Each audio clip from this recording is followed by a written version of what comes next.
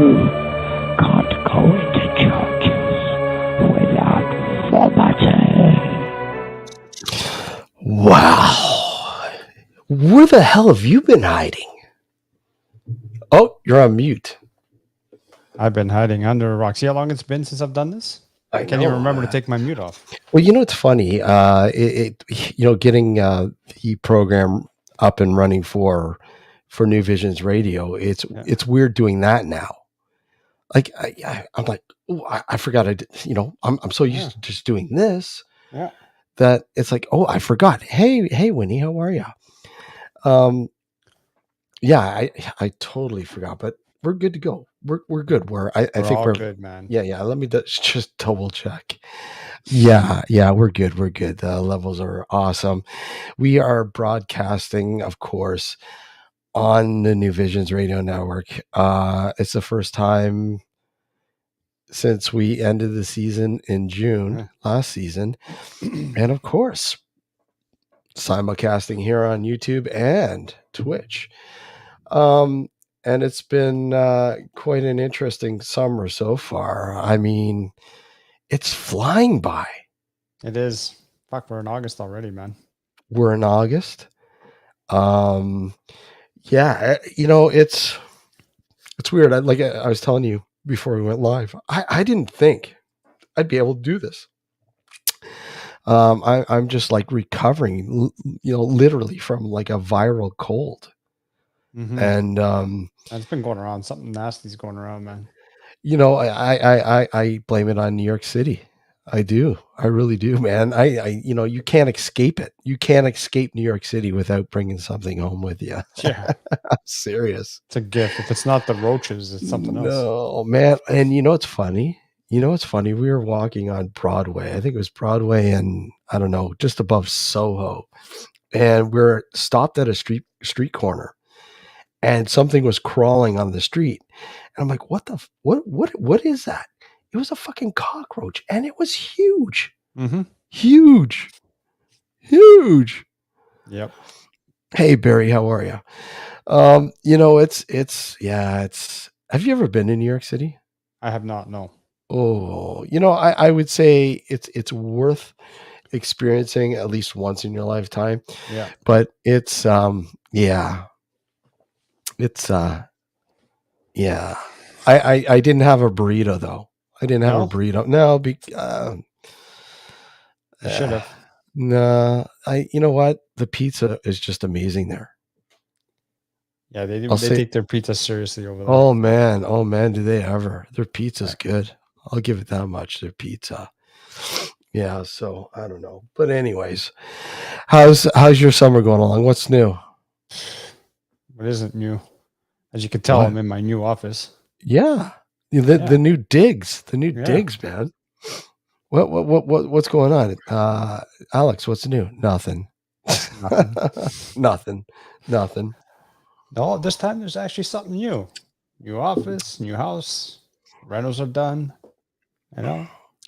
You're in nice and comfortably now. Yeah, it's been a couple of crazy months, man. Let me tell you. I bet. Yeah, it's our friend Jeff has been holding down the fort for you. He's done. He did a pretty good job. Yeah, he did a pretty good job. Exploring Harley. Go check out his channel, by the way, here on YouTube. Does a wonderful job, and I'm sure we'll have him on very soon again. And but what, like, you're up and going. You're finally in the new digs. Mm-hmm. And I said, man, it's looking awfully bright for somebody who claims to be a vampire. I mean, I know what's going on here. Well, it's a smaller room because before I had the whole length of the width of the house, and it's painted white. Yeah. So any light will just amplify it. So now you have to get one of those projectors that project the rolling storm. Yeah. Mm-hmm. Those things are cool, man.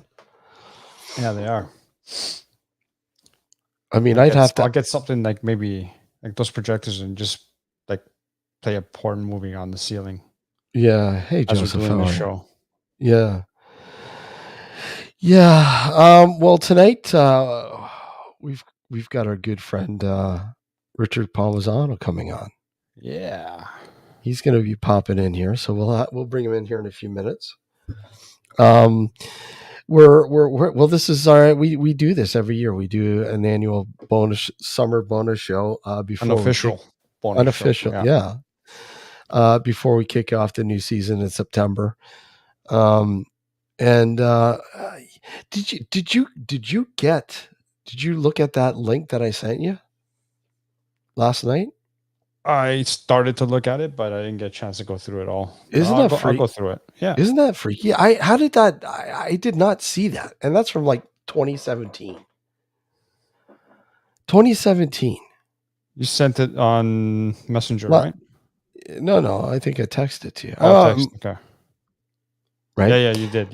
Yeah. And I was just doing a blank, search on the Credit River Creature. Yeah. And that thing came up. I'm like, what the hell, man? How did that and it's interesting how, when you compare the artist rendition that they have, I mean, yeah, there's certain things that I didn't recognize with my experience. Yeah, like yours didn't have a tail, did it? I didn't notice a tail, no. I didn't notice a tail, and I didn't notice like the big ears that they noticed. Yeah, it's kind of eerie. Yeah, there you go. See it. Let's see if I can see it. The credit. I'll bring it up. Kind of looks like it's weird. A snout of is that a fox snout? Yeah. Carbon Lilies. I think. Well, I contacted them. I think I contacted them. Actually, I think I do remember. Okay, hold on. So I'll share the screen so you guys can see this. Share screen. And this is the artist rendition. From the website is carbonlilies.com, which is a kind of a blog of sorts. Yeah, it looks like it because it's a combination of both of their last names. Yeah. And basically, from March 26, 2017, I'm like, how the hell did this slip through the cracks? I mean, and I'm reading. When did we do our first episode? Like, when did we film it? That was like 2009, 2010. That's what I thought. Yeah, like ours was way before this, right? Oh, yeah. Yeah. And my experience was actually in 2003. Yeah. So I'm like, that's weird. That's really weird. I don't know. But I reached out to them, but I haven't heard anything back from them. But I noticed that the blog or the site hasn't been active since February of last year, I believe. Oh, yeah. So maybe it's just something that they're not doing anymore or whatever. That's what I don't it looks know. like probably. So I don't know. Maybe they'll check their email and say, "Hey, yeah, cool." Yeah, we're going to talk about what to look forward to in the new season coming up. Season 17 starts, I think it's September. I think it's 8. September. It depends on when you want to do it. It's probably going to be after the long weekend's the first week. So the 8th. Yeah, September 8th. I think that's. I asked. Let me just bring up. I'll bring the information up later when we talk about it. Get into details about it. So, but yeah. Well, hey, without any further ado, let's bring in our friend Ricardo. Ricardo, how are you, sir? Not bad. How are you guys doing? Good. He's been in the background laughing at us the whole time. Well, I don't blame him, man. I mean, God, I really don't. I was laughing at the picture you put up there. Yeah, isn't it? That's actually a picture of Steve when he wakes up in the morning. Yeah. No, just go if you got a minute, just go Google lemur. Yeah, It looks like a lemur. Yeah. Exactly the same That's Yeah, where Are there- I exactly saw the same. that. To tell you, Are there any lemurs in this one's area 6 though? feet tall. What's that? Hey, are there any? There's no lemurs in this area though, is there? They're not No, native they're to not here, are 5 they? feet tall either. Yeah. No. Well, they got them at the zoo, but they're more of a tropical. Hey, Laura, how But, are you? it looks exactly like it. I mean, if I was going to do a drawing of that, I would go draw a lemur. So, I don't know. Yeah. I just It looked familiar when I saw the picture. I'm like, I know I saw something that Well, looks as soon as very you- familiar. As soon as you put it up, I went, well, it's a lemur. I was just at the zoo. I just saw them at the zoo. Well, it's a lemur. What the, it's a little nasty looking, but maybe, I don't know. I'm the creature along the Credit River. I'm not into cryptids and stuff, but, it's a lemur. So I don't have to think they say, come 5 or 6 feet tall, though. That's the thing. no, I have not. That's Wow. definitely not what I saw. Depending on what kind of raw sewage is in the Credit River, right? You never know, right? What's- Some radiation never- stuff might you might never know what's in that thing. jack them up a little. You never know. But yeah, that's definitely not what I saw It's, I don't know. with my experience. That's, yeah. But that was 14 years later. But mind you, I didn't really make it public until about We did the 2009, 2010. Yeah. That's when we made the video. Yeah. That I had the experience. So, I mean, actually, I did mention it on the show years ago when we first started the show. Yeah, you But I did. mean, I never really got into great detail about it. So I think it wasn't until our good friend Chris Hawley wanted to know more about it. And when she wanted to know more about it, she wanted to write an article about it. And what she did, calling it The Thing on the Bridge. She wrote it for first for UFO Digest, but it became a part of her book when she finally released her book. Mhm. So it became more noticed after that, but I don't know. I would love to know what I experienced, but I just find it fascinating that somebody else, barring, minus the lemur, had an experience. I mean, it's not the first time I heard somebody having an experience with some strange creature along the Credit River. So I don't know. So who knows? It's a strange place in there. It is. It is. For the most part, a lot of it, I shouldn't say is left alone. I mean, there's a lot of parts of the Credit River that really isn't explored. Right? It really isn't explored. I mean, sure, you might have somebody who might, have a kayak or a boat or whatever that goes and does some fishing in certain areas or whatever. But I mean, for the most part, a lot of it, because it's in a valley sort of, for the most part, when you get down to this sort of neck of the woods, it's in a valley. So, I mean, unless you're hiking or whatever else, I mean, most of the time it's left alone. And I know right by the QEW, it's pretty much left alone. I mean, nobody really goes down in that area, do they? Well, you got to be careful because, when I was doing a lot of ghost stuff for the city of Mississauga, I had a good friend within the city that worked for the security. Mm-hmm. And he said you got to be careful down there because sometimes they have to go down in there, and you got to be careful because there's a lot of drug use, a lot of homeless, a lot of weapons in there too, right? People carrying stuff that you wouldn't want to run into.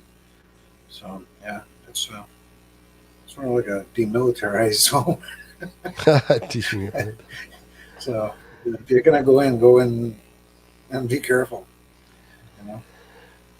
Yeah. I'll go in with my pet lemur. Your pet lemur. Yeah. Your pet lemur. Oh God. So what have you been up to? What have you been doing, Richard?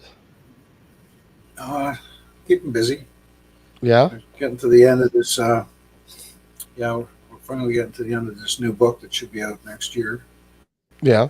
uh, which is uh, basically a manual, right? It's like a 2.0 for investigators. Yeah. A lot of hacks, a lot of tips to the trade, Mhm. a lot of trends, stuff like that to look out for, and some new theory. So I think it's going to be good. I think you'll be excited to look at it. So theories, new theories. Can you sort of drop a hint on what we're talking about theory wise, new theories, without giving too much away? Yeah, well, I don't want to get too much into the theory right now, but I'll give you some other stuff like how I think the last time we talked, we were talking about EVP. Yeah. Alex brought up the point that we might even be hearing EVP, but we don't even know if we're hearing them because they're in another language. For Yeah. example. Mm-hmm. Do you remember bringing that up, Alex? Yep, I do. So, so I came up to the conclusion of how to maybe get around that situation. Yeah. They have pretty good language translators now. Have you seen them? Yeah, actually, I noticed the one that they have for Android platform, man. Some pretty good stuff. Yeah, a lot of so it's AI based. I was thinking that if we would to deploy something like that in our EVP arsenal, Mhm. connect it to a digital recorder, Yeah. and something that can identify other languages. And now I don't have That to. I don't have to wonder, was that a voice and what did it say, and pass it around to everybody going. It'll tell you what it said and what language it was in. mhm.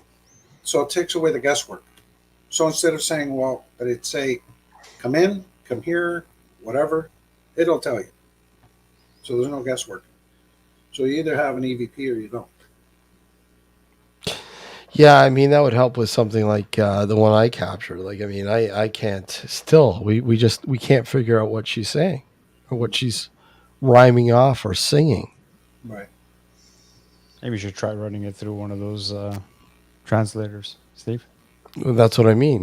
I know both Dom and Jeff are French, and they took a crack at it, and they seem to crack it a little bit. They kind of understand what she's saying, and it could be French. Mm-hmm. So I don't know. It's weird. So can you imagine you took that now and you ran it through a translator looking at French? Yeah. And see what it comes back. That'd be a good Simple idea. stuff that people don't think about, right? And this is what I do, right? I think about stuff that other people don't think about, and I come up with these crazy ideas of how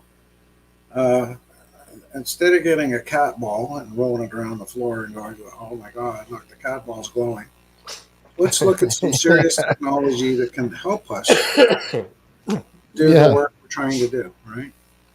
And that type of technology is useful. I think I'm kind growing tired of a lot of that stuff. I really am.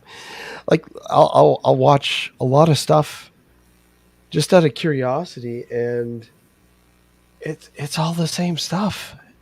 Well, of course it is. The technology that's being used is like, honestly, what like why? Yeah. Well, there's no real technology designed to investigate ghosts. No, I get that, but I mean, using this stuff that is, okay, this is for ghost hunting, if you will, and putting the claims out there that, oh yeah, I've got some evidence. Oh yeah, I've got some proof. And I know a lot of it is oh yeah, it's entertainment. I get it. To get likes and subscribers and whatever else, you know. But I mean, why can't we be serious about this? I mean, I don't know about you. I think that's being serious about this is a lot more frightening than trying to scare somebody with something fake. I think you Hey, have to Dave. try to sort of exclude everybody else. If you really want to seriously investigate the paranormal, kind of like what Richard's doing, do it for the sake of doing it, not for the sake of entertaining others. Exactly. Yeah. You're gonna have those people who are gonna be, Oh, doing what they're doing for the clicks and the likes and what have Well, you, that's and you're all never it gonna is. get away from that. No. All right. So it's exactly. up to us to sort of say, "Fuck them," and just do our own thing. Well, that's my attitude when I go into it. I don't care who likes my stuff or who believes what I'm saying, or I couldn't care less. I do it because I want to know, and I want to Exactly. advance. I want to advance our field. So Yeah. if I find something, I put it out there, and I hope the smart ones look at it and go, "Hey, I'm going to try this," because that's what I want them to do. Try it. Yeah. This is how it worked for me. How did it work for you? It's the only way we're going to learn. That's peer review, right? If he took my idea, ran with it, it worked, and it worked for me. There's 2, 3, 4 guys, half a dozen women. They all jump in. They all get the same results. Now we're getting somewhere, right? If it doesn't work, let me know, and we'll back to the drawing board. But that's what it's all about. That's the only way we're going to make an advancement. Doing the stuff, but you have to understand, there's only a handful of people doing the real work out here. The rest, it's a popularity contest. It's who's in whose circle. It's how can I get on a TV show. And unfortunately, those are the guys or people rather, that get noticed most. In the general populace, I mean. Yeah, it's just a game. It's a game. That's what these people do. It's a game. Exactly. Right? It is a game. My biggest. When they go to a party, they can, hey, look at me. I'm a ghost hunter. You should talk to me, Mike, because I'm popular. Yeah, Good exactly. Lord. But I mean, it's frightening how those are the people that the general populace who has just a passing interest in the paranormal will pay attention to. Yeah. They won't pay attention to people who are serious in this field because we don't have all the glamorous stories to tell. Yeah. You know what I mean? Not as much as someone who goes out there and just sort of does this for the kicks. So when they hear any sort of noise, like a creaking, for example, they automatically assume it's paranormal and they make it out to be paranormal, and they'll create this whole sort of story around it that'll make it interesting for other people who aren't in the field to sort of fall in love with it, for lack of a better term. Yeah. Right. Exactly. But any walk of life, you look at any walk of life, it's the same thing, right? These guys are, they'll spend $20,000 on equipment, right? Because that's part of the facade. That's part of the facade. I can go to a party. Oh, look at this! It can measure temperature, and you can put your hand on the wall, and I can see your handprint, and look at this. You can see in the dark, complete darkness, right? And it's like, okay, all right. Why don't you just ask her out? Because that's what you're trying to do, right? I've got a device that'll measure the temperature of your testicles. Well, here we go. But okay, jokes aside, he tests it on every fucking burrito before he ingests it. No. So the point I know it's jokes aside, whatever. The point I'm trying to make is that, to Richard's point earlier, they will embellish. You know what I mean? They'll come up, with all these. So, I have this equipment, that equipment. I spent this much money, that much money, to showcase and show off, like Richard said. And then people who are not in the field but have an interest in the paranormal will gobble that up, and will assume that these people know what the fuck they're talking about. just because they have this, they have that, they have this, and they have that, right? You go back, over 100 years, people were still capturing phenomena on like extremely old equipment. Obviously, that was never even that was not designed for paranormal. But the point is that you don't need all that fancy stuff to capture stuff. You just need to be able to capture it and validate it.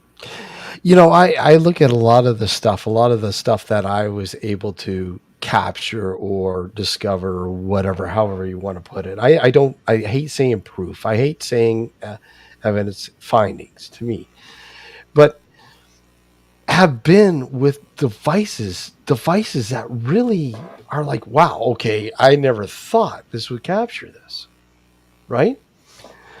I never thought in my life. Like I mean that EVP with the little girl, like the one I keep bringing up, that was with a digital high 8 camera, and you heard how clear that was, how crazy that is. That's insane. Anyways, we have another person joining us, and I'm sure he can bring some insight into this debate, this discussion, of course. Hey, Jeff, how are you? How are you? Mr. Jeff. Hey, Alex. Hello, Richard. Hey, Jeff. Yeah, I'm getting I'm getting back from. You were in Gettysburg. I was in Gettysburg last week. I'm going back in September, and let me tell you, for a history buff and a paranormal investigator, just being in Gettysburg was such a thrill, such a man. I went all around. I think I vlogged more the battlefield than I investigated. Well, I love Gettysburg. I mean, I wish I was able to spend more time there. I mean, I was there for a few days, but I would love. Have you guys, like, Alex or Richard? Have you ever been to Gettysburg?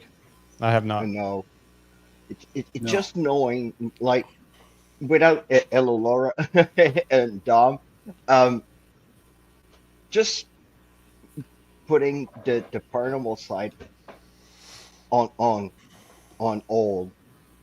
Just being there, knowing that for 3 days, guys dressed in woolen uniforms in the heat of July fought for 3 battling days, shooting at each other with muskets, with cannons, and just seeing the layout where everything happened, it's just overwhelming.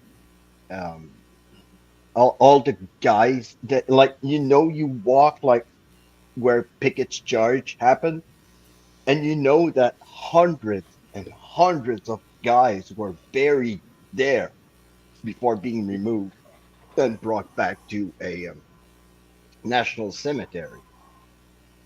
But I had the chance to sleep in an Airbnb that was a hospital for the Confederates when they Mhm. retreated out of Gettysburg, and two Louisiana Tigers passed away in the barn. They died of their wounds in the barn, and they were buried behind the barn.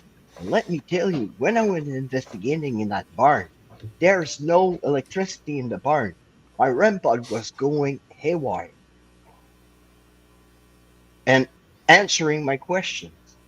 That was the most amazing thing. And one of them was from French descent because So it was replying or answering in French.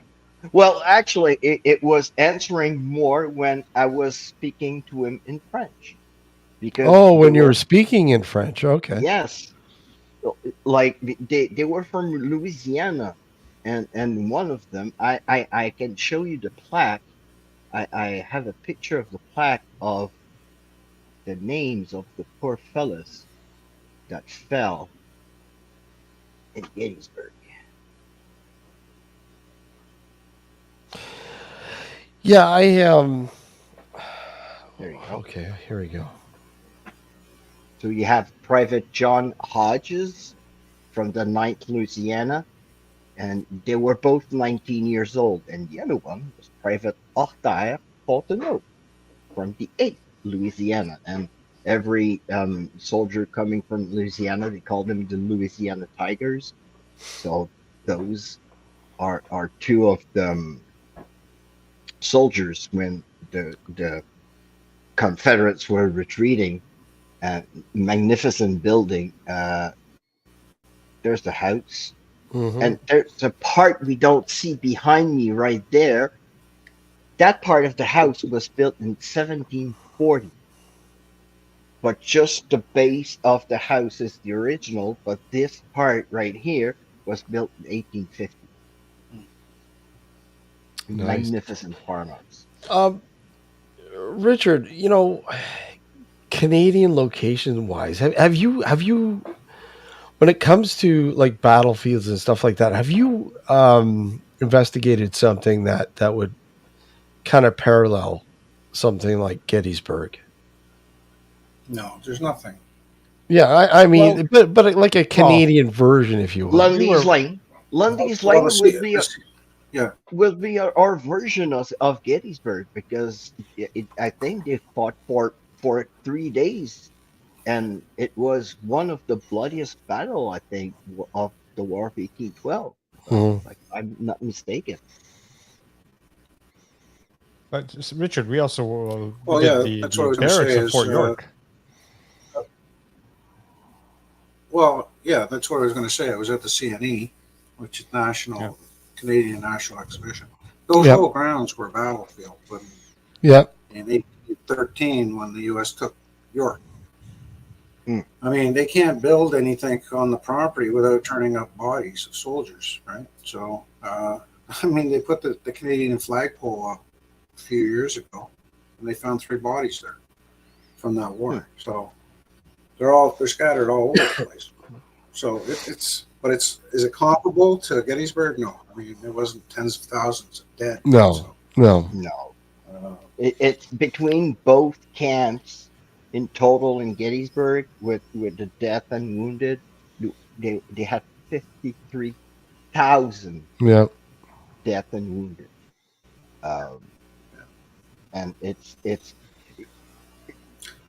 even the Battle of the Plains of Abraham Right. cannot compare to Gettysburg. The battle lasted for 22 minutes. So after 22 minutes, it was over. So I think Lundy's Lane would be the battle that would compare to. Well, if you want, because I know that when the Americans invaded Canada and they bombarded Quebec, the lower part of Quebec City, most of the civilians were evacuated from the lower part. They were brought up to the fortifications. And Yeah. I know that the Americans bombarded the heck out of the lower part of Quebec City, I think, for 2 days. Yeah. So that could be some in some way comparable, but no. well, I see. Just because I don't go to these places, because we have perfectly good ghosts here, but I did Yep. develop. I did develop an experiment, if you will, for Gettysburg. Now you're going back in September. Listen carefully, Would Jeff. you- This would you I'm care to- telling you would right you now, he's care going to to blow do your an mind experiment? away.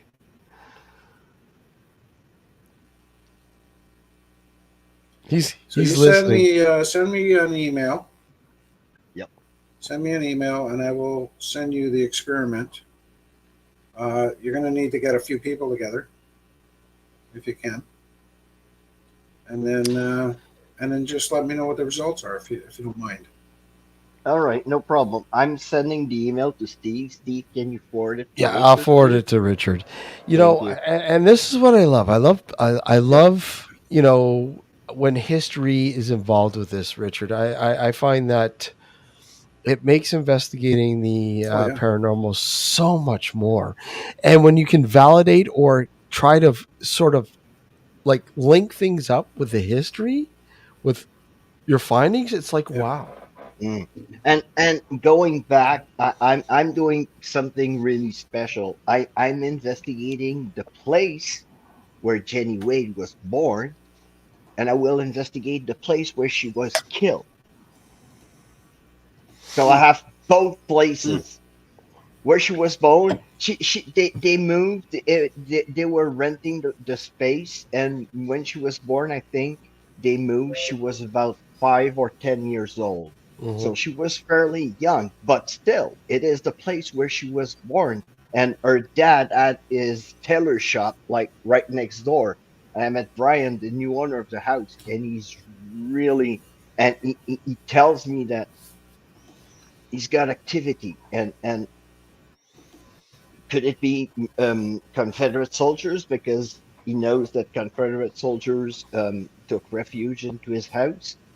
But investigating both places, that's going to be really interesting. Yeah. See, Very cool. this. It's been a while since we've done this, Alex. Mm-hmm. It's been a while since we've had this kind of, and I like this. I love this, especially with history. And I know, Richard, you with a lot of the investigations that you've done, it's been soaked with history. Jeff, have you bought any of Yeah. Richard's books? Have you seen any? And I just saw what you sent me the when we interviewed Richard, but I Yeah. haven't had the chance to read them. Oh, Gotta read them, do dude. yeah, do I have grab to. Richard's books. Oh yeah. Well, it's, And Um, you and can't have ghosts without history. no, oh, They're entertaining. exactly. exactly. And I did something really, really. I think for me it's really cool because I was at the first night I was staying at the Eisenhower Convention Center. So to go to the Eisenhower Convention Center, you have to drive through the battlefield. Yep.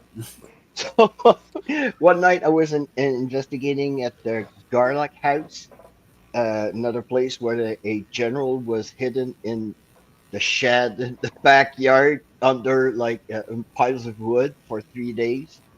And coming down, I was going really slowly, all windows down, and listening to the battlefield. It was because people say sometimes you hear like the muskets firing or cannons, Hmm. and I was just waiting for that moment to Hmm. stop right there. And You know, I when I was in Gettysburg, we stayed at the Lincoln Hotel. It was a Best Western. Mm, I think it's different now, but it's right in Lincoln Square there, yeah, right? yeah, yes, It's it's right there. oh It's right yeah, there, and it's said to be one of the most haunted places in Gettysburg. But whatever, yes, I didn't experience anything, but I'll say it's a nice little place. But I remember each evening that we were there, we'd walk the streets of Gettysburg up to the end of still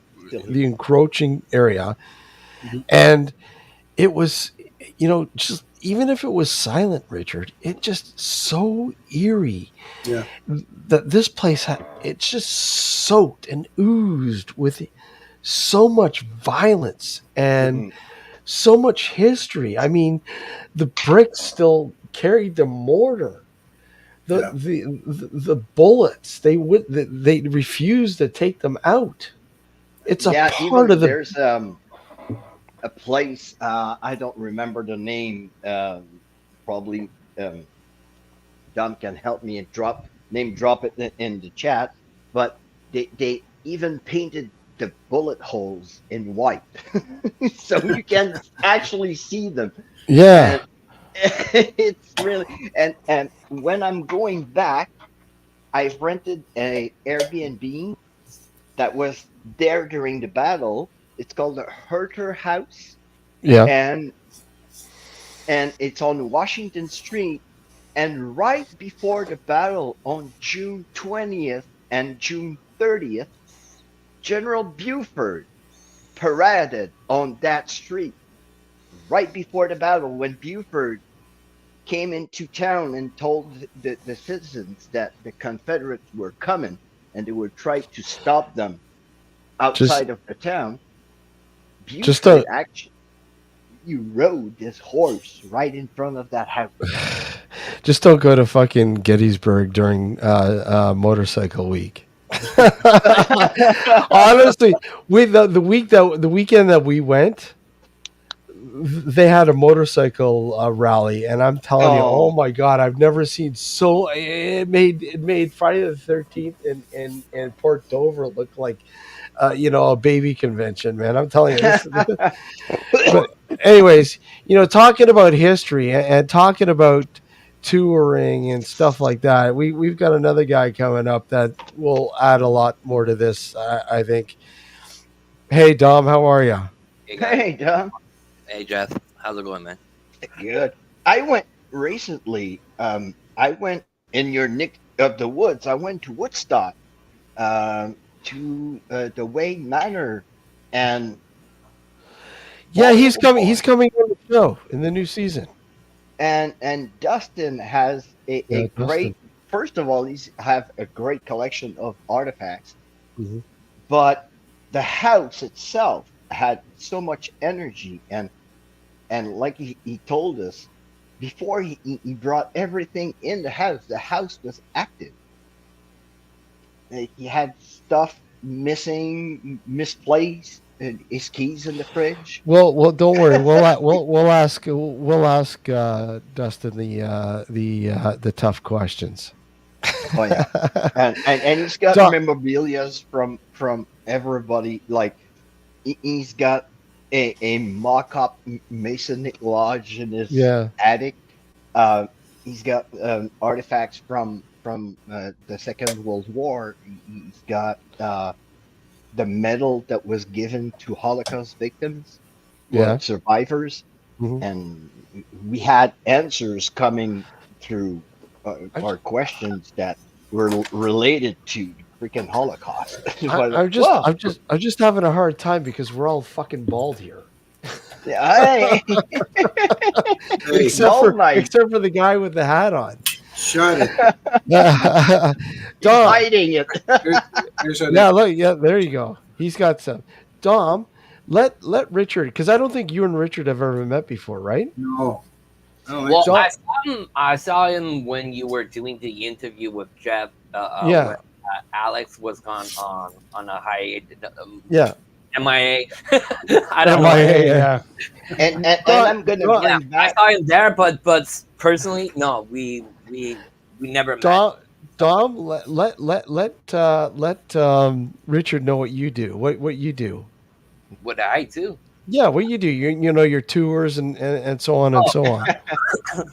okay. So I'm a host. I'm a tour guide for haunted walks and paranormal investigations in Montreal. So what we do, we bring people. Depends on what they take. If they take a walk, we give a historical walk, but on the more dark side of Montreal, if you want.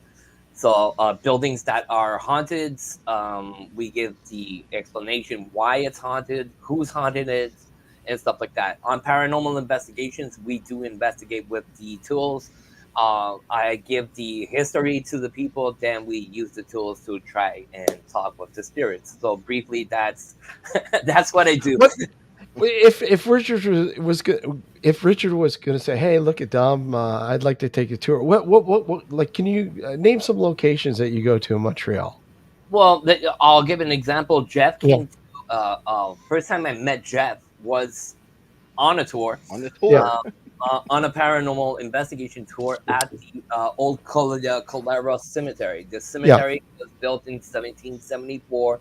Odyssey got filled up in Montreal in 1832 when we got hit by cholera 5 times. From 1832 to 1839, 5 times Montreal got a big rush of cholera.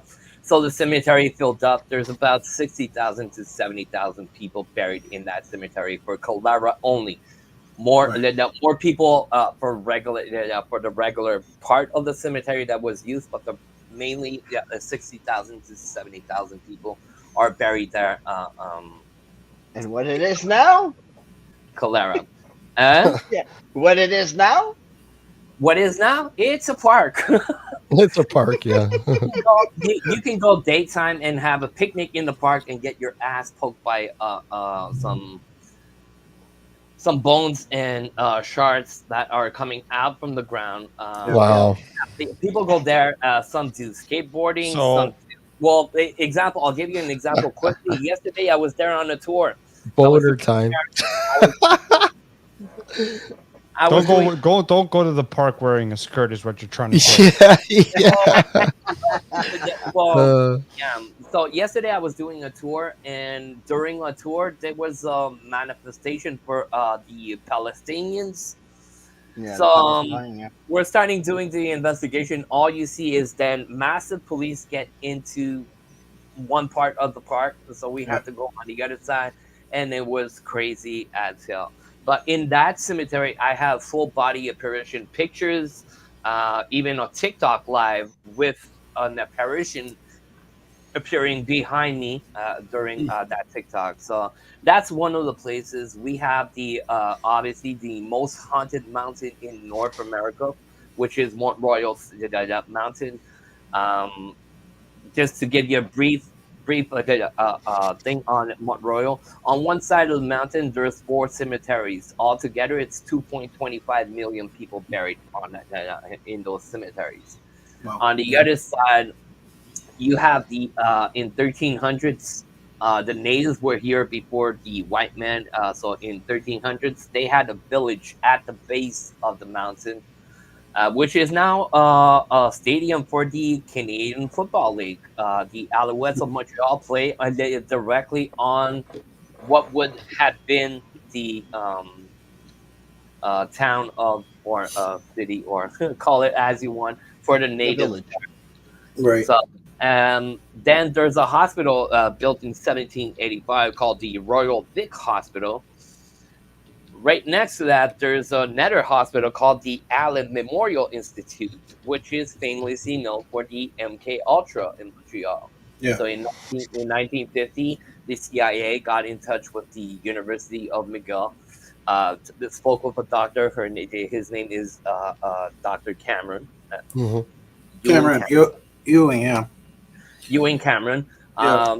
He did experiments, and a lot of those experiments were done on native kids, That's right. Yeah. orphan kids, and they're in court. Presently, the Mohawk mothers are in court with the things because they did find bones and stuff like that. I do have a piece of bone here of that fictive cemetery. We did an investigation with my team. We do have pictures of young native kids in orbs and stuff like that. So yeah, so those are typically stuff. I have a new tour that I'm doing also. It's called the Colonial. It's a paranormal investigation in the birth of Montreal. Montreal was called Ville-Marie at the time. So when Cartier got here in 1535, we don't go exactly to the pinpoint because there's a lot of fences, but I do show the place where Cartier got feet to the ground and met with the natives in 1535. We all sorts of things like that. That's what I do. I'm passionate with history and paranormal, so I try to mix both together Yeah. to do Awesome. tours. That's awesome. Yeah. The That's other great. things I do is small logos, intros, and stuff like that. So yeah, so that's me. So, I don't know if it's good Yeah. enough, Steve, but yeah. No, it's good. It's good. It's That's good. great. It's good. It's Well, good. I showed you that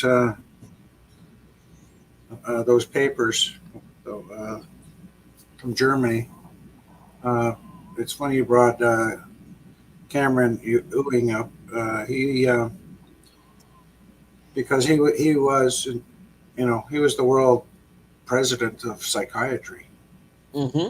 back in the 40s and 50s, and he was probably the precursor to MK Ultra, Hmm. and those papers came from a place that I was investigating because I think the history books tell you that MK Ultra started in the 50s, Mm-mm. but I believe the precursor to that was 1947, and I think where it all began. And we had Nazi scientists here in Canada, in Scarborough, on the bluffs at the Oh, the Scarborough guild. Guild, and I Yeah. think they were testing it on Canadian soldiers there. Yeah. And, There's and then the there's Americans stepped up and said, "No, this is our project, and we're doing it." And then it got changed into uh, different projects, different responsibilities. Whoever took over the operations, right? But that's what I was finding. Yeah, actually, not to go against you, but I'm gonna go a little bit further in time. There's some research I did, a little bit of research that I came up with dates like 1936 to 1940. So you're in that neck of the corner. And before it was called something else. It was not called MK No, Ultra. It no, was called another name that's not coming to my head now. But yeah, you're right. It was way before, yeah, before that. But Cameron was already in the mix when he came when he came in 1950 at the university or the Allen Memorial. He was already engaged in that for a long yeah, time. That's yeah, why he was brought there to do those but types of things with the CIA. So yeah. well, yeah, he was with before the CIA. He was with the OSS, and he was the one. He was in charge because he was head of psychiatry. He was the one interviewing a lot of these Nazi doctors, Yep. and this is where he got the idea of mind control because they were doing it. And he said, "Hey, this is going to work for us, great." And he took the ball and ran with it. And that's when everybody got involved, and they said, "Hold on a minute." He eventually ended up falling off a mountain or something by accident.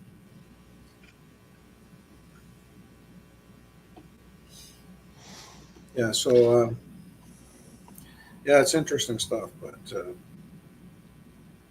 It is. It's quite special. So that's what I do. I do the different tours, um, walking tours or investigation tours. I do those a lot. T- Friday and Saturday I was doing that also. So nice. you That's don't see awesome. my dolls no more. If you're looking for the dolls, Yeah, what happened to them? um, Did sold them no. They're somewhere else in the office. somewhere else? I'll Were, explain were, why were, were, because you can see my fish tanks are there right there. So I'm working back ways like this. And since I brought two new haunted dolls there, there's a lot of funny things happening in the office. But always when I'm like back turned, so I don't see it. And I feel something always like Watching you. when you feel something's on your neck and like on you. So I said, listen, fuck it. Dolls are going somewhere else in the office. They're still in the office, but they're Jeff. You saw my office. You know where the window is in the back of my Yeah. office. So they're underneath that window now. They're next to my mother. I also have my the urn of my mother in a case also. So they're next to that in the back of my office. So, yeah. And it's more. If you hear a cat, because it's this guy. yeah. It's it's more freely. I can work freely now, so I feel less pressure in the back. So yeah. You feel less pressure to perform without the dolls there? What? Well, not It's got an audience. but to work to It's like work the and scrutinizing gaze. Yeah. Yeah, watching you. but yeah, and yeah, that's one of the reasons why I moved them there. So yeah. So now you have piranhas behind you. So Oh, piranha. yeah. So, oh, fur demons, yeah, everywhere. Yeah. Bah, yeah. So, I mean, before we continue, we're going to have to take a break here in a sec for the New Visions Radio Network. But before we do that, season 17 starts September 8th. Cool. The Weird House. You were there. Jeff. What did you think of the place? Which place? Wade Manor. Oh, I love it. I love that. I can't wait to go back even. Um, There's so much cool stuff all around, and there's so much place that you can investigate, and it's just the just the embalming table, like that gives enough. You got like 2 chairs when they used to draw blood from people. Yeah. And even one of his chairs, a native guy that was doing like upholstery and stuff, he told him like, "I'm not touching that chair. That chair has bad juju." And like, okay, so Got an interesting history. Past. and all he's got freaking doors from the Don jail. Oh, really? Like, oh yeah, and he even painted some of them the original colors they were. Oh, wow. So, it's a really cool place to investigate. I can't wait to go back. And Dustin is such a great guy. Yeah, well, he's going to help us kick off the new season. So he's going to be here September 8th to talk about the Wade Manor and more. So we're looking forward to it. And we're looking forward to kicking off. Oh, man, 17. Season 17, Alex. What the hell? We're old. All right, guys, hold tight. We'll be right back. We're just station identification for New Visions Radio Network. Don't go anywhere. You're listening to New Visions Radio Network, or sorry, to the Nocturnal Frequency Radio on the New Visions Radio Network. See, I got to get back into this, man. Holy crap! That's why we do the bonus shows to get all the cobwebs out. Get the kinks out, and and watching a simulcasting here on the YouTube channel and Twitch. We'll be right back. Don't go anywhere.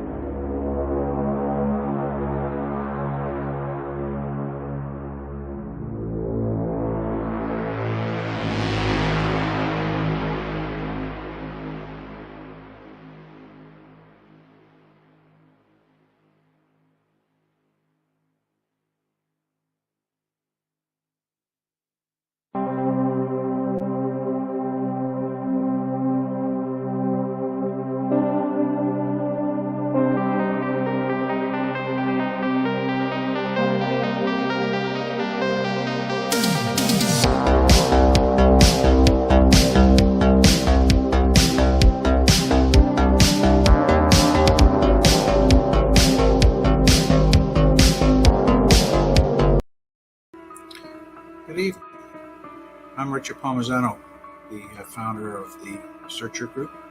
It's a paranormal company, the oldest in Canada. I founded in 1979, which not only makes me old, but makes me doing paranormal research and field work for just under 45 years now. I am also an author, researcher, and lecturer on the paranormal. I've written 6 books now. And I really enjoy coming on with Steve and Alex on Nocturnal Frequency Radio, as well as listening to the shows, because there's a lot of interesting guests there. I like it, looking at this stuff, because it opens your mind to other options and other alternative thoughts. And there's always time to learn new things. So I hope you join us and come and see Nocturnal Frequency Radio. Thank you. So let me ask you, what makes for good radio? My 5 favorite songs all day long. Play it again. No. As many commercials as physically possible. What? No, why would that be good? Great music, great talk shows, no commercials. Precisely. New Visions Radio gives you no commercials, no nonsense, just the best new music and the best talk all day long, 24/7, 365. NewVisions.radio.com. Hey guys, Kristen here, host of the Paranorm Girl podcast, a bingeable exploration and deep dive education about the paranormal for the skeptical believer. Some of my past season topics have included shadow people, Mandela effect, demons, and UFOs. Currently, I am tackling Bigfoot. I have been sharing this journey with my audience since early 2021, and I have learned a lot these last few years. It's truly a mysterious world out there beyond our perceptions, and reality is just not what it seems. I have also, since the start, met some awesome folks like Alex and Steve, and I've really enjoyed watching and learning from them and also joining them on their show. Their guests are always outstanding, their listeners are just the coolest, and these hosts are some of my favorite people. I recommend their show to anyone looking for an intelligent and fun conversation about the paranormal amongst friends. So join me on my investigation, join Steve and Alex on theirs, and enjoy. Now back to the show. You are watching Nocturnal Frequency Radio. All right, that you are. You're watching and listening to Nocturnal Frequency Radio on the New Visions Radio Network, and of course, simulcasting here on YouTube and Twitch. Welcome back, guys. Welcome back. What's happening? What's happening? Going to Gettysburg, I watched the movies and everything, but I always had an attachment for one unit in particular that, well, had his like glory days in Gettysburg is the 20th Maine, and having like a teacher to command them and lead them to, especially doing what they did on Little Round Top. Yeah, I bought a case with 3 artifacts in it that are related to the 20th Maine. In fact, the artifacts were found on Little Round Top on the position of the 20th Maine. And the package is in the hands of my friend in Philadelphia, and she's going to meet me in September in Gettysburg, and I'm going to unveil those 3 artifacts at Little Round Top. Wow. Interesting. Where exactly they were found and where they are related to. Interesting. Yeah. Cool. I can't wait. Can't wait. Those artifacts. Gettysburg is paradise. You know what? There's some pretty cool places here. Oh yeah. There's some really cool places here. I'm not. It's just, I don't know. Like Jeff is saying, Gettysburg also has a special. I have a special attachment with Gettysburg since I was young. So it was something that I wanted to see for myself. So the first time I went there, I was like, okay, you know, in your small mind as a boy, you think battlefield, yeah, but Gettysburg was the whole city. It was like, it's crazy. It's yeah, it's special. But in Canada, we do have crazy places here. Well, I still have to go to the in Niagara on the Lake to the Angels in. You know one place thank that you, brain fart. always I'm gets reading your knocked, mind, Jeff. always gets knocked. There's a place in Stony Creek called Battlefield Park Yep. Mm, that holds a very important position in history with the battle with the Canadian, uh, the Brits and the Americans. You know, if it wasn't for, what are we saying, Richard? If it wasn't for Laura Seacourt, yeah. that battle would have been lost. Yeah, and we wouldn't have good chocolate either. Yeah, yeah, exactly.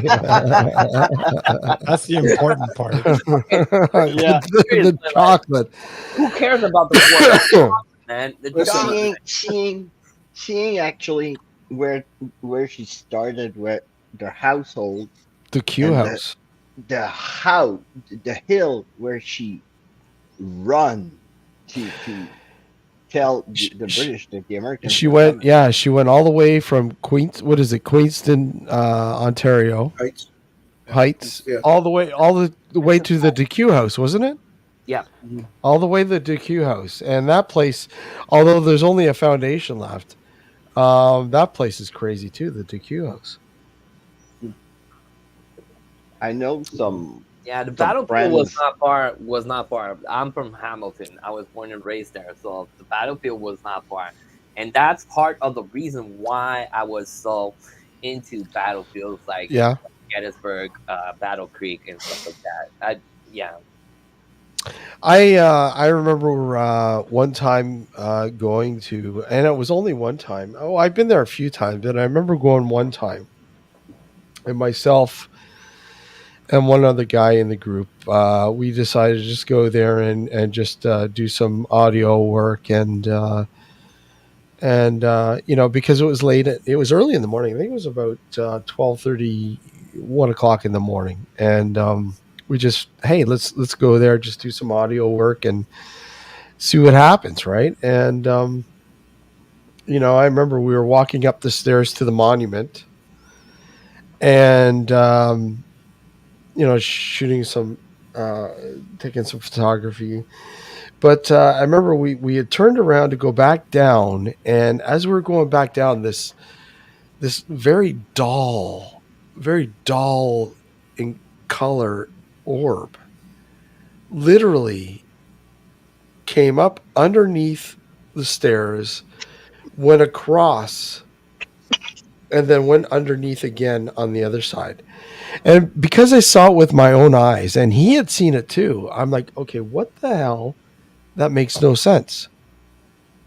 You know? Visually seeing something. I mean, what do you make of that, Richard? Something like that. You know, I don't understand it, but there's this big controversy with orbs. Yeah. Yeah, okay, they can be reflection, they can be bugs, they can be dust, they can be all kinds of things. But I mean, this was visual. This wasn't taken with a video you see camera. it Or with anything. your own eyes. I It's saw it different. with my own eyes. Yeah. But there are orbs of energy that exist, and we do capture them on camera. We do see them visually. Yeah. But because some wannabe investigator somewhere said, no, it's just dust or a bug in the infrared. Well, yeah, that's true as well, but it can be more than one thing.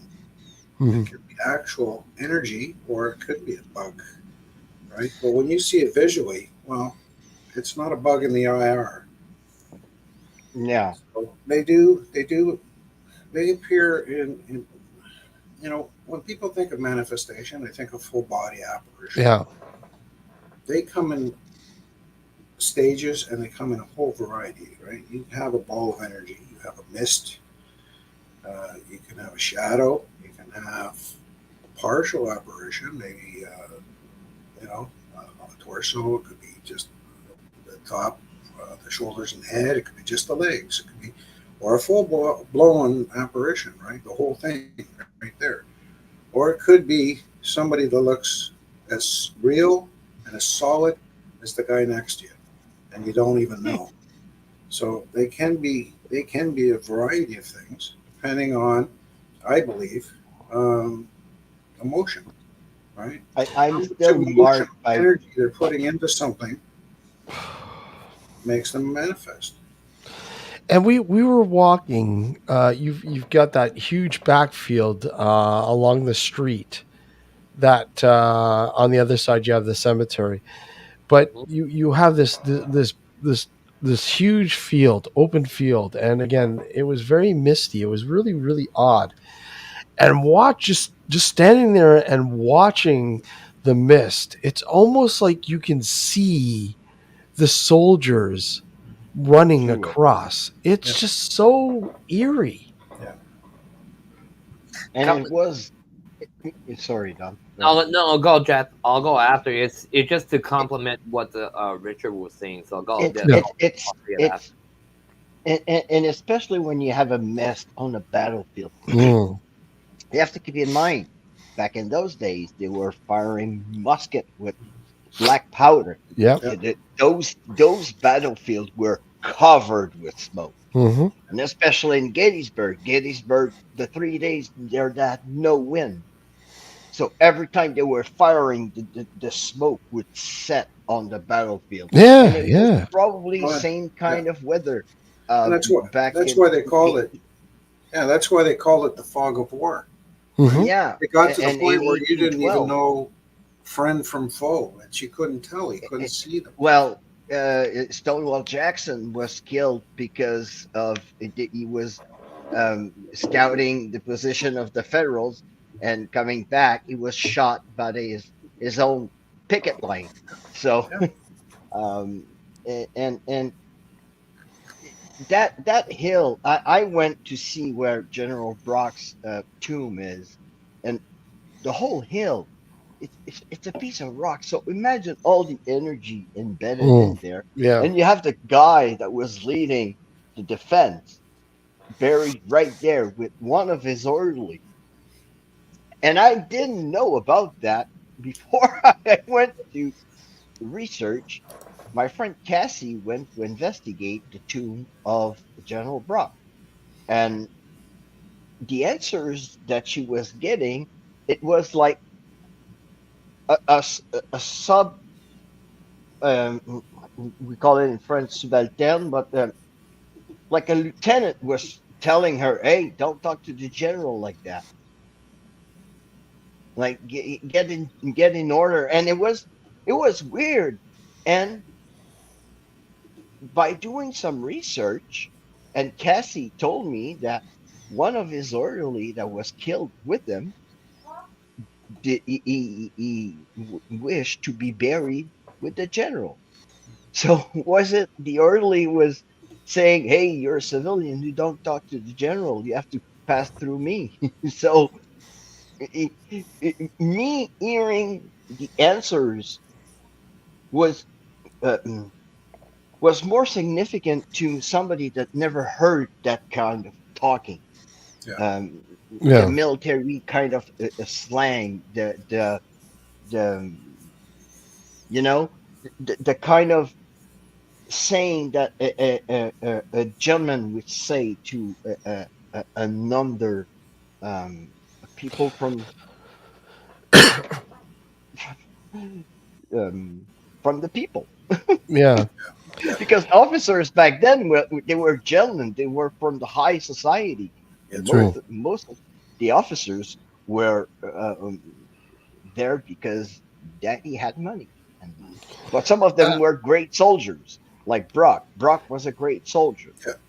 Alex, what do you think? Why do you think there's so much of this? Like, I mean, do you think maybe it was because of all the violence or all the emotion that was dispersed in this area? I mean, why do you think there's so much when you go to these locations?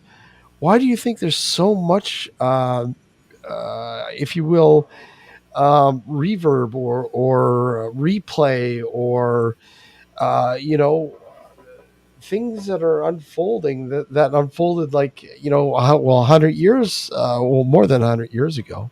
Well, the emotion definitely has a key factor Yeah. in that, because you're talking about such, not just emotion but trauma. Excuse me, trauma as well. Yeah. All the deaths, obviously. You shoot someone with a musket, unless you hit them in the right spot, they're not going to die immediately. They're going to die slowly. Yeah. Right.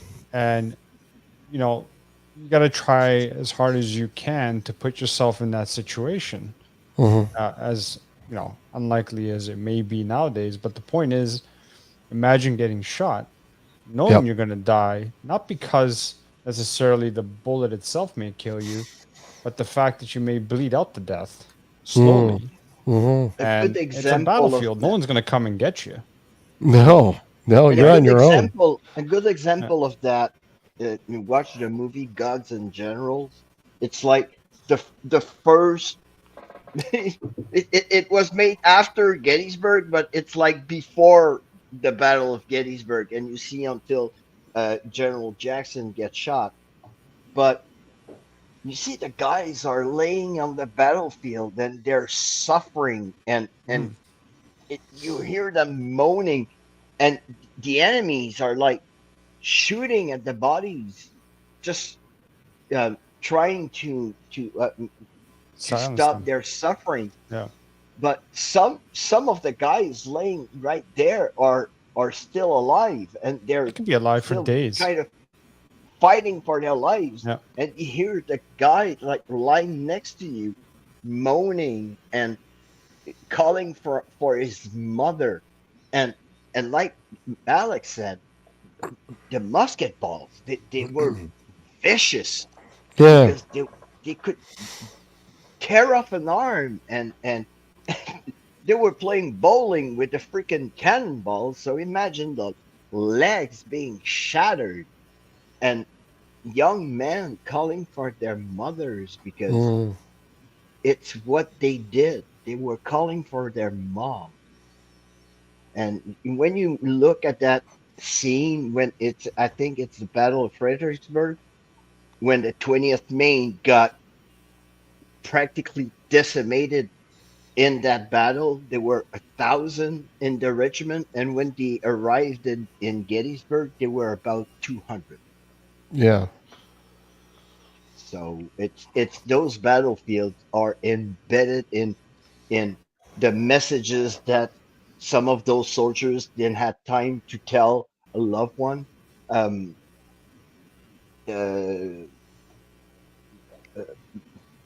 Fathers wanted to tell their kids they love them. You know, those last messages that some of them were probably not ready to die there. They some of them they thought they were going to protect their land and everything. Yeah. You know, it's like that. It's war, but some of the generals, they thought it was their destiny, so they were going to battle, like saying, "If I have to die on the battlefield, I'll die on the battlefield." And some of them are dead, but you know, some of them, like Joshua Chamberlain, went through the war and became even governor of Maine for 4 terms. You know, but just imagine though the mental sort of stress. If you survive a battle so bloody, you know, you're mentally, no matter what, scarred. Or not to mention that the after effects. Yeah, PTSD is brutal. Yeah. In General Pickett, after the charge on Gettysburg, he survived the war, and after Yeah. the war, he was still talking about that charge. He was still asking about his man. Yeah. The guy was scarred, and he knows. Like, he was yelling on the battlefield, "Where are my boys?"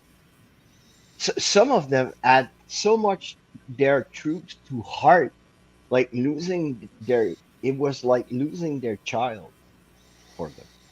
Yeah.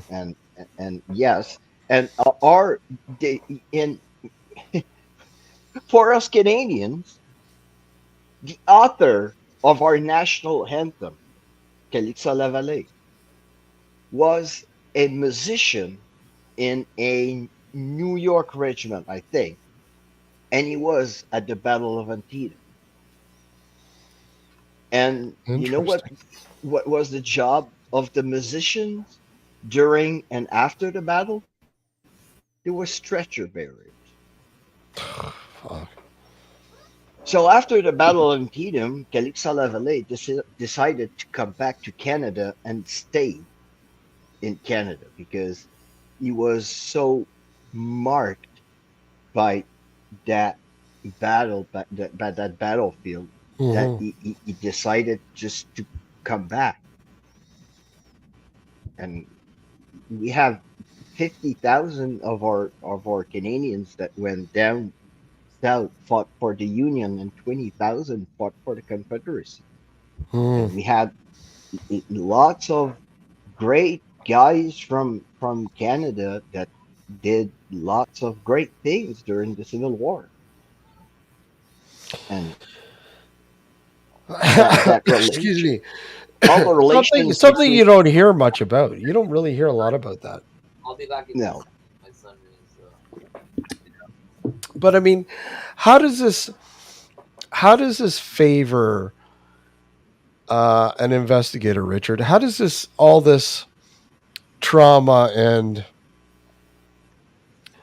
history favor an investigator that goes into one of these locations and tries to uncover some, quote unquote evidence, if you will, paranormal? It works wonderfully for us. I mean, you have to, we're putting psychology back into parapsychology here. We're looking at the trauma. We're looking at the experience of the individual. We're no longer wearing our shoes. We're wearing their shoes. We put ourselves in their position. We understand the emotion and the pain that they went through. And we use that in a positive way to make communication. Because that's what they want to do. They want to tell you. They're there to tell you. But you have to make that connection. Walking down there and yelling or being belligerent or being obnoxious or making fun of things isn't the way to make the communication. No. We have to go down there with an understanding and some compassion and a little bit of empathy, and we will make that connection because we understand as if we were there.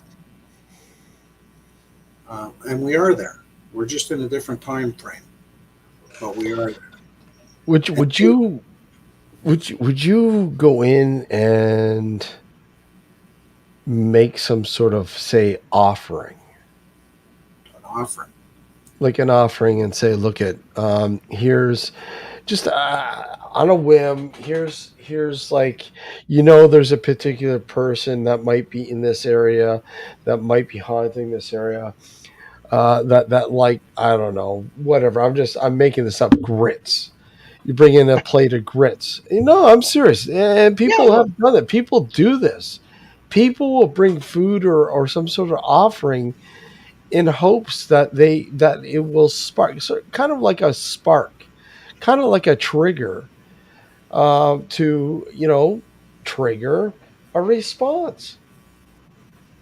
Yeah, that'll trigger a lot of responses. Yeah, this is a REM pod. Yeah, right there. Yeah. this is something I'm trying. I'm trying in different places, battlefields, because a lot of soldiers to how Ease can the I pain. not just the pain, but before going to to battle, we'll take the shot to give them courage or stuff Yeah. like that. So I'm trying different stuff, but yeah, it's not that crazy with that what you're seeing. Example, you're going on native land. You can bring some corn, some squash, some Hmm. beans, some Yeah. tobacco, some sage. Um, well, example, Tobacco. Jeff, we went to a cemetery to talk with a little girl. We brought her some plushes, some candies, and we got some mad reactions on different pieces of equipment. When you say mad, what do you mean mad? It was going nuts. It was going from one. We could do go here, go there, go here, go there, go here, go there, go, and it was going. You could see on the video, it's going back and forth It's like go turn on the flashlight, and she turns on the flashlight, on and demand. leave it on, and it stays on like for 5 minutes, and after 5 minutes, can you turn it off? Turn it off. Like for half an hour, nothing, nothing. Flashlight stays off, and she plays with the other devices. Can you turn on the flashlight just to be sure? Turns on. Like, okay. What are your thoughts on things like that, Richard? Me? Yeah, sorry. I don't buy into the flashlight stuff. I don't buy into that stuff a lot. Um, I've played with it, and it's really any vibration, and including your voice, how the diction and how loud you can talk can cause a vibration, make it flicker, and come on and go off, and you just set it at that. I just don't buy into that stuff. I need something more tangible. I really don't. And I mean, these are the hard questions you have to ask. You have to ask this stuff. Yeah. No, I agree. I agree with Richard. I do.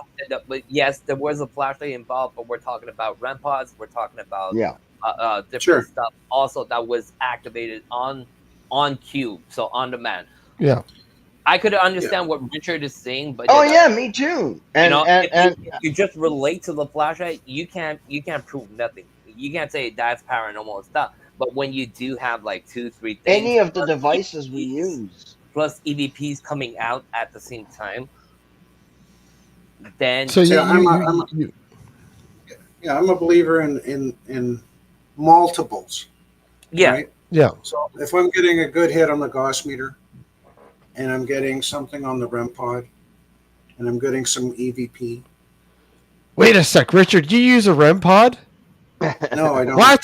I was gonna say, holy crap! You're shocking me. But I don't use it. But what I'm saying is, if you're getting multiple things, then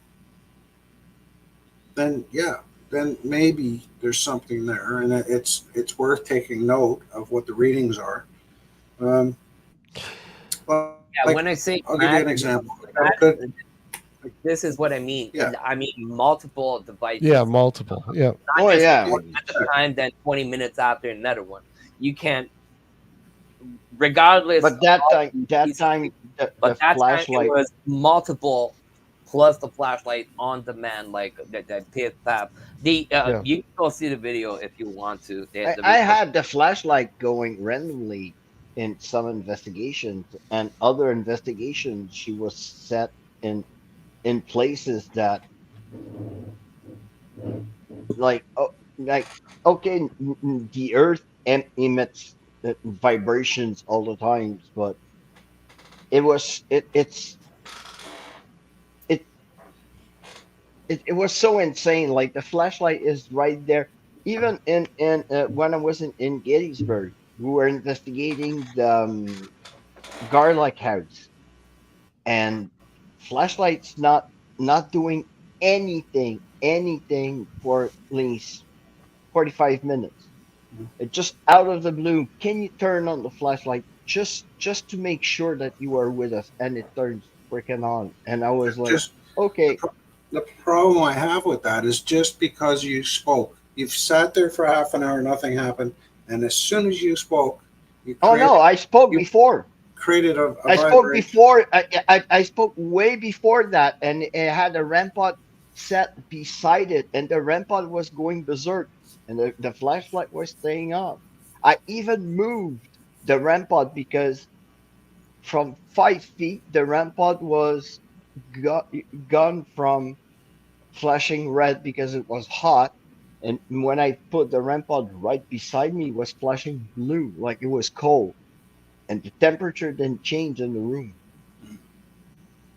And there was another REM pod in the kitchen where the AC was on and the temperature sensor was on and it wasn't doing anything. So So multiples. Okay, so I can get yeah, I can't I'm not just basing my investigation on the flashlight because I know and every devices we use are everything is theoretical. It's all theories. We're just trying to figure out if I had the device that would out of any doubt give me an answer. Yeah, I will buy it. But you know, try everything we can Yeah. tonight without being like Yeah, excuse me. I agree with the multiple devices or multiple sort of aspects that sort of feed into. Okay, look at there's possibly something going on. I do believe that if you can get sort like one incident I can remember in, and I hate using this as an example, but kind of feeds into what we're talking about is at Waverly Hill Sanitarium. And you know we had two recorders in one in one particular area, and we had a trigger item. We had a trigger item, and we had we had visual. We had the night cameras going on, the security cams going, and you know, all of a sudden, the ball moving. The ball's moving. And as the ball is moving, we get an EVP from two recorders that come off differently, slightly differently, the same sort of thing that's being said, but because they're two different recorders in two different parts of the room, they sound. I'll play it for you. I'll play the EVP for you, and you'll get an idea what I'm talking about. Let me just see. Hold on. Let me just. Where are we? There we go. Before you do that, I And think it's I'm gonna hit the cool when road. you- I don't. Yeah, Keep my eyes open. Okay, Alex. I gotta get readjusted to this time slot. Yeah, he's gonna get readjusted. It's been a while since he's done this, man. All right, folks. Have yourselves a good night. All right, Alex. Take care, Hey, buddy. Alex. Take care. Bye, Nice Richard. seeing you, man. See you, Alex. Okay, so let me just load these guys up here. So while you're doing that, I'll come back to what Richard was talking Yep. about, the orbs. Yep. Yes, like Richard was saying, there's a lot of you can push aside dust. It's people in an old building and stuff like that. But some are too like, how can I say, too awkward to say it's dust, the way it moves or the way it does things. You know, a dust won't dance or won't come back to you if you're asking it to come back. I have an orb in a sanitarium where I'm talking with the orb, and you can see it's doing back and forth, back and forth, back and forth. Sorry, but that's not a dust. A dust is gonna move on. It's gonna fall down. It you know, it's not gonna come back to you and go back and come back and your stuff. So Right. yeah, You see it going towards a device, and the device goes off. It's like, okay. that was my other point. You do see in some videos, you'll see the orb go, like Jeff is saying, next to a REM pod or a millimeter, and the millimeter is gonna freaking ring. You Yeah. see that sometimes on a video. You see the investigator; he's holding his recorder in his hand, and you see an orb pass, and then they get EVP. Yeah.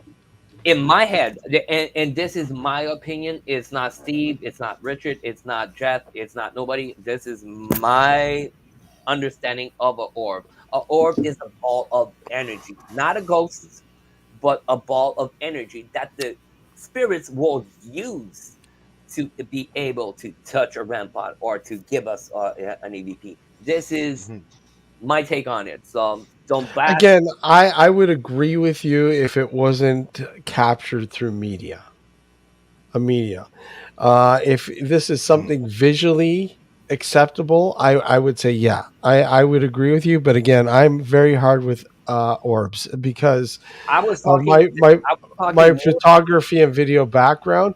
But I would, if this is something visual and not captured on video, if it was captured or not, if this is visually seen, I would say yeah, absolutely. I was more talking about when you see a video. Sometimes, Yeah. sometimes not even the person Mm. doing the video will see that piece of Yeah. orb going. Okay, but I mean, even if he states in the video that he sees it visually, okay, fine. Yeah, absolutely, I agree. But I mean, if you're capturing this stuff on video, and if you're capturing this stuff on photography, I mean, you know what? 9 out of 10 times, you're going to be able to explain it through an environmentally sort of aspect. But I'm not going to argue about it. Here, hold on. It's like one time I was the first time I went to investigate the courthouse here in L'Assomption. People were coming to me and showing me pictures they took from the courthouse. And look, there's orbs. No, that's dust. There's like people walking around. It's an old building, and like there's too much people to call it an orb. It's unfortunately dust. I had a guy who was living in Scotland, and he had a YouTube channel, and he would sit in his fucking room with his night vision camera, and he would say he'd literally talk to these orbs appearing in his night vision camera. Oh, hey, there's Sarah. Hey, Sarah, where's Bruce? Oh, hey, there's Bruce. And I'm not kidding you, man. That's all this guy would do. And you're sitting there going, holy fucking, yeah. You're like, holy shit. You know, it's like the guys that does. People would watch us and go, it's real. It's not fucking real. It's not. I'll give you an example. On one of the tours I'm doing actually next week, okay? Yeah. It's the Haunted Pads. Okay? Yeah. There's rumors of a witch walking there, a black widow, a lady in black crying because she lost her husband. She's looking for her husband. A guy that committed suicide. His name is James McLean. So I was taking, you were talking about pictures. I was taking a picture at the far end of where usually Mr. McLean is. You can see a full body silhouette in black. 3 seconds after on the picture, it's a big ball of orb. You can't say it's dust. There's nobody over there. So that's why I'm saying it's funny. It's but you can't take the orbs as a paranormal only thing. You know, if you like you're saying the guy in the video, he can't claim that's paranormal. He's talking to dust. You know. You can't. I mean, and if you're going to go before the world and say, "Look, I have proof of the paranormal," and it comes in the form of an orb, you're gonna have like a shitload of people coming down and scrutinizing the shit out of that footage. Yeah, you really are, and you have to be the one that has to handle all this.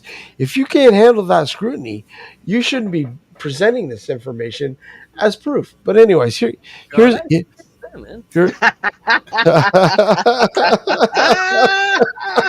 right, decided to. Oh my god. Okay, here we go. Here. Hey, okay. when I die, I'm gonna come back and I'm gonna go haunt every person that says that orbs are bullshit, and I'm gonna fucking teabag them and say, "Can you see those orbs?" Okay, so here's the EVP I was telling you guys about. Here, listen to this. Here's the one recorder version of it, and I'm gonna turn it right up. Did you bring that tennis ball to us?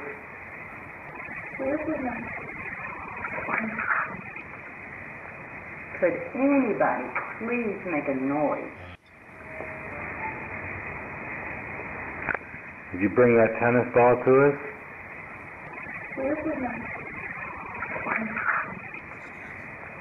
Could anybody please make a noise? That's good. I like it. Did you bring So- that tennis ball to us? That's the one recorder version. Here's the other recorder version. Did you bring that tennis ball to us?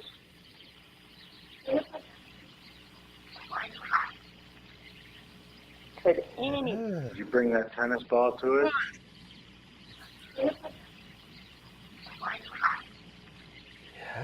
could any Did you bring that tennis ball to us?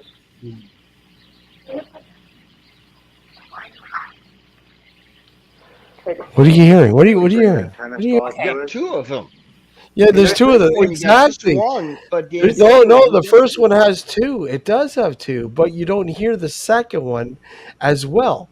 In the second recorder, you don't hear the first one very well, but you hear the second one really well. really clear. Yeah. Yeah. Wow. Yeah, well, that's also like you said, depending on where your recorder is in. Yeah. It's gonna pick up sort of stuff. That's why I like using the Zoom because it has a 360 on it. But when I hear something, yeah, that guy. And the thing I like about it is you take the SD card out of it and you can pop it in your computer and listen to it like with a program and clean it and sometimes you can even play it like for me on YouTube. I will play sometimes the recording on the video so you can see us if we move and we hear something. Mhm. Could be, well, okay, it was my arm moving, it was so, but nobody's moving and you hear something, it's okay, that's weird, but you have to lay it with your video, and that's what I like about the Zoom or the Tascam. You can H4. pop an SD card in it. Well, here's the footage. Here's the footage, and I'll show you. Here's the footage. Like I said, on the second one, the second EVP, those were cleared. On the other ones, you can hear one clear and one is it's fading out. So like you said, depends on. So basically, a majority, putting it to the masses. A majority, and the first one is, asking, where's the tennis? Or sorry, can you bring us a tennis ball? And then you hear a little child saying, "Where's the tennis ball?" Right? Yeah, that's what general consensus are saying that, but you don't hear what's saying in the background with the second one. In the second one, you don't hear him saying, "But where's the tennis ball?" Mhm. But all of a sudden, you hear another voice going, "The one you like." Oh. The one you like, and it's like That's why I was going the ball that you like, right? And I'm going to show you, and this is exactly when this happened. I'm just going to share this, and I've shared this a few times, but we'll share it again before we end this guy. But here you go. Like, I mean, this is here. This is the ball, right? This is the ball. We're in the room right next door to as this is unfolding. And I'll fast forward it a little bit. And as the ball starts moving, as you can see here, again, this is 2004 or 2007. Oh my God. So the security cam shows it's not the best, but I mean you get a gist of what's happening. So it's sitting on a quarter. This ball is sitting on a quarter. It rolls off the quarter, as you can notice. See it rolling? Mm-hmm. Right? You see that sucker moving. And as this is going, the timestamp is exactly when we captured those EVPs that you heard. Hmm.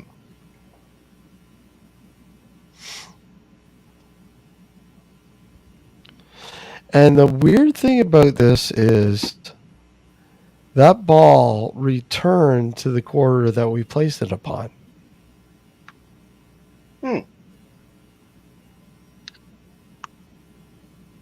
Like a kid placing back his toy.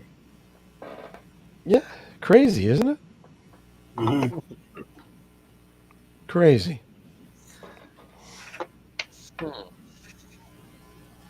But we were talking about multiple things that sort of link up and give you a picture of what might be going on, adding to the pieces. Yeah. Right? Yeah. It's a puzzle. You have to, the more pieces you have, the Yeah. more you understand what the picture is. Yeah. That's why they call it investigating. That's right. Absolutely. And most people don't know that stuff. That's the problem.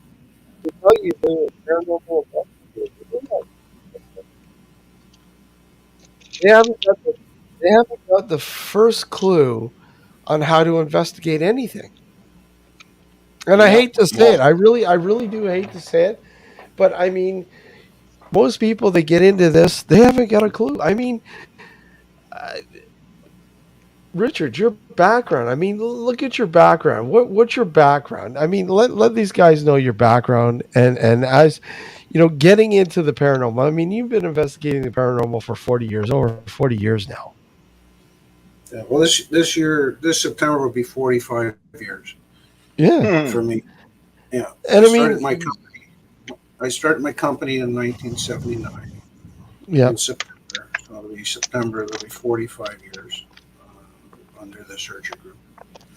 But I also have an investigative background. Yeah. I worked in security and law enforcement for almost 40 years. So, you learn a few things in that environment, how to investigate, how to ask questions, how to use surveillance equipment, how to collect information, and what constitutes evidence and proof, and so on and so forth. How to scrutinize. So when you put those skill sets into the paranormal field, they connect, they work together, and you. I guess you start, learning how to do things properly, and it's not instant gratification. You can be, I don't know how many supposedly haunted places I've gone to, and there's absolutely nothing there, and I've spent, 30 hours sitting there in the dark or in a dusty room, going, there's nothing, there's absolutely nothing, and I wasted my time. But this is what we do. We don't know until you go. It's like fishing, right? You can sit on a lake with your rod in the water for hours and hours and hours and get nothing. Or you can be that lucky guy that gets that, the catch of the day where you have something to talk about for the rest of your life. So. And that you took the same analogy that I use. It's like fishing. You don't catch like the big fish all the time. No. Sometimes you have the little nibble, and sometimes you have that little fishy. But like when you see like shit flying off the wall, like it's fake. Right off the bat, it's fake. I like the one. Ghosts aren't actors; they don't act on cue. No, they don't. They're not here for our amusement. Yeah, and same for me. Like Richard, I went to some places that people say, you won't sleep there. You're going to go running. I sleep like a baby in those places. Yeah. Mm-hmm. It's like, please scare me. If it's not a bullet whizzing near my ear or a grenade blowing off like from 30 feet from me, it takes a lot to fucking scare me now.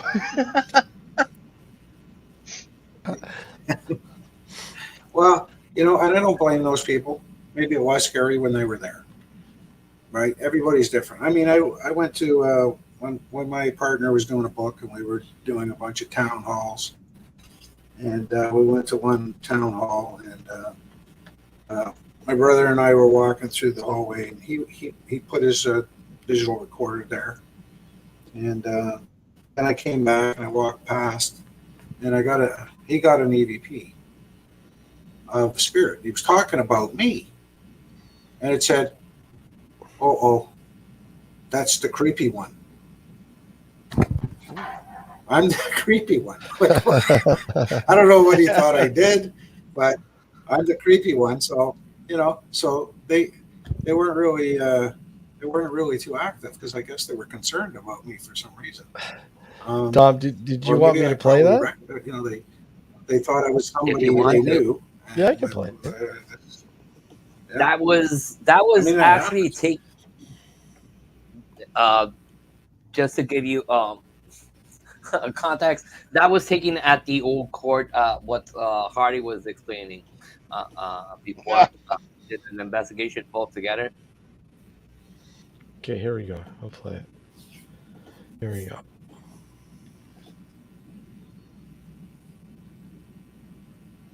Is it when the light turns on by itself? No. Orb. Hold on. Let's play it again.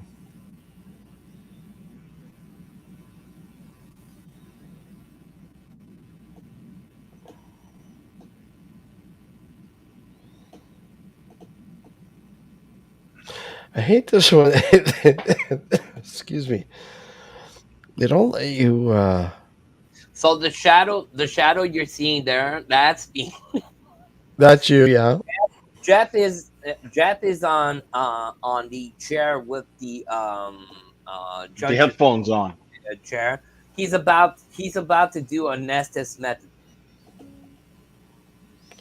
There. He's And talking the about. distance between me and the orb that you see there, it's about maybe 10 to 15 feet from that window, and that's on the second floor of the building.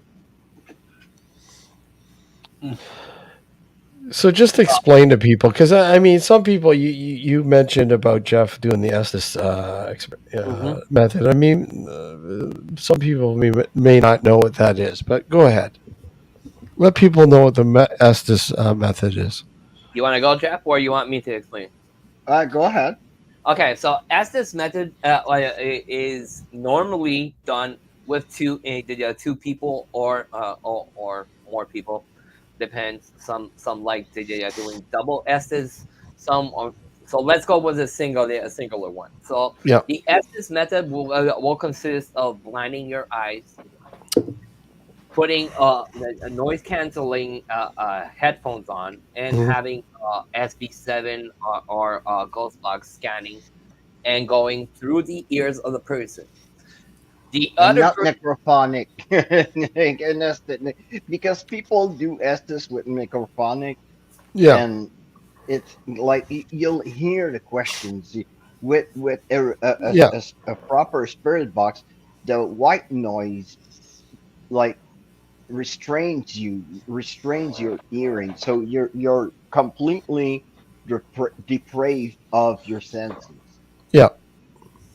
So while the person is doing that in complete darkness, he doesn't see nothing. Will bring the person to use other senses to try to communicate. Then there's another person asking questions to the spirits, or in the room, or what basement, or the whatsoever, where you decide. But the people are separate. They're not like next to each other. So they're asking questions, and the person that has the SB7 will give the answers he's hearing on the spirit box. and then you try to match whatever question with the answer the person is shooting on to that. Talking about that, in the same courthouse where you just saw this small video, or Jeff is doing Estes method, where I'm asking questions. Jeff is doing the Estes method. In the room, there's two rooms next to the like the courthouse. One was for the judge, one was for the lawyers. Okay, so on the side of the lawyers, the light went open. And if you want to see it, click on the video right there, Steve. And oh, you have it? I couldn't find it. I was trying to find it. It's right on it. So there it is. So just to put you in context before you press play. Okay. Yeah, I'm on the bench, judge's bench. It's our friend Allison that has the camera, and she is kind of like the caretaker of the place. Okay. And she knows that the lights don't go on by themselves like they do. And you actually have to press the button. It's a press button to open them, to close them. You have to actually press the buttons, okay? And you have to hear her reaction. She's French. She's you can play it. I just wanted to put us in context of. Okay. Gary.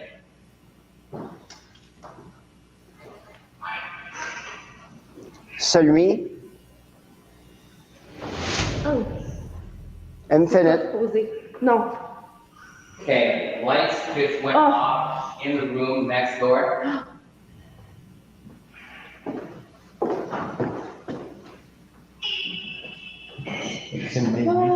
Louisville. Okay. Hello?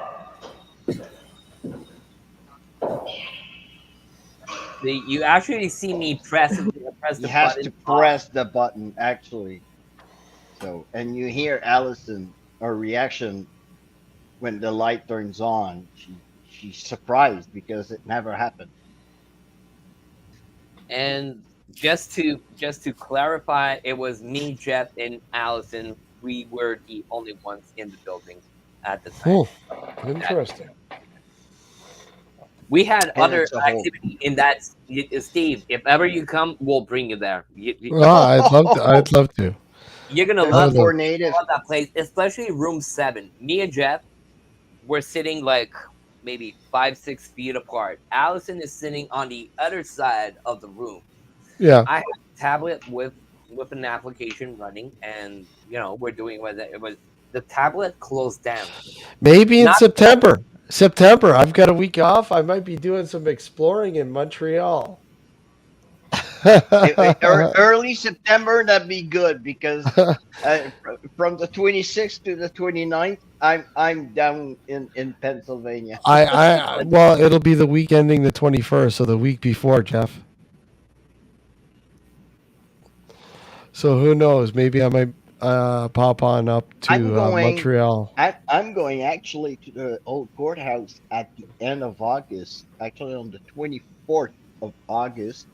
Rafe from Walking Among Us and all the team, they're coming to Quebec. They're coming to the old courthouse. Nice. So nice.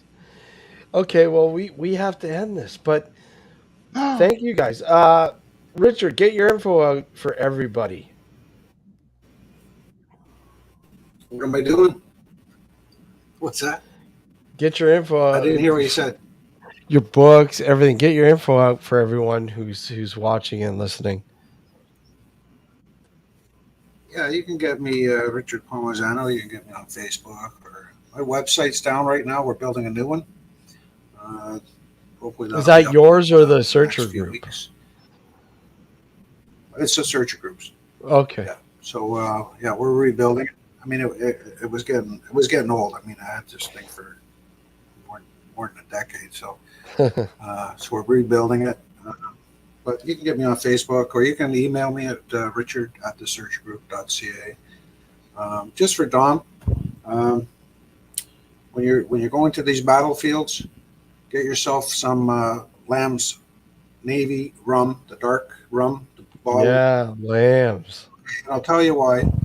1814, a British soldier named John Wilson, stationed on the Toronto Islands, refused to drink his share, his allocated rum for the day, and he was executed by the commanding officer. They have to drink it. You're supposed to drink a certain amount of rum per day if you're a British soldier back then. Mm-hmm. And when they see that rum bottle, they know they have no choice. They have to drink it, or they're putting their life on the line. So try it. Hey, you got nothing to lose, and at the end of the night, hey, you got some nice rum. Yeah, the bottle I showed is not a real bottle. It's a REM pod.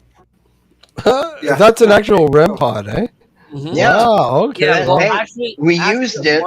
The one I showed you is actually Jeff's REM pod.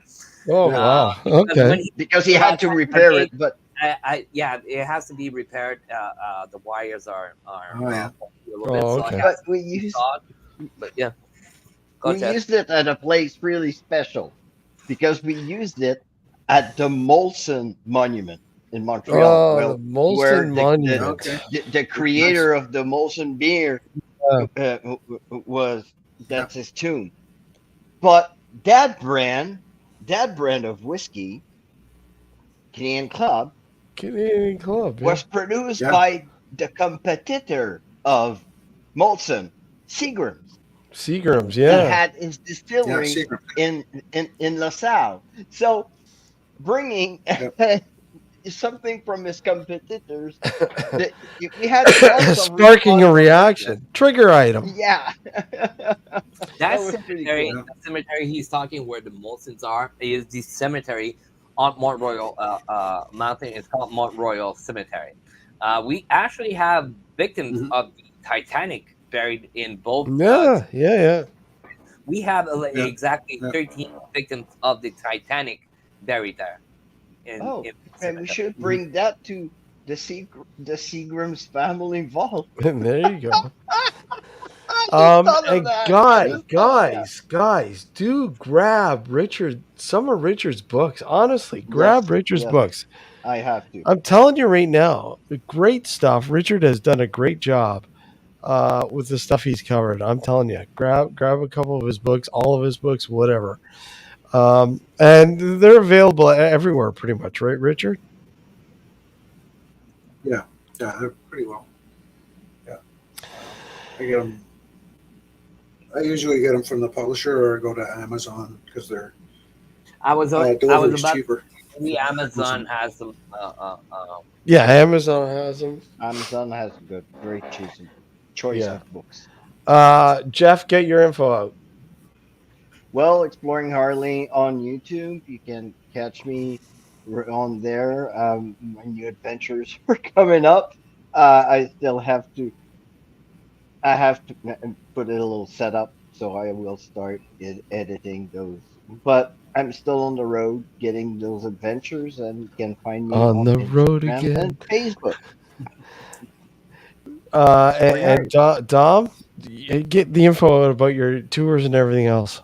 Okay, so part of the tours are Haunted Montreal, and you just punch in hauntedmontreal.com, or you punch it. You can find my other tour. That's the company I work for, but I do have my own tour group. It's called Ghosts of Montreal. You can find us on Facebook. You can find me at Investigation 13 on Facebook and all the social medias and stuff like that. So. Awesome, guys. Thank you for coming on.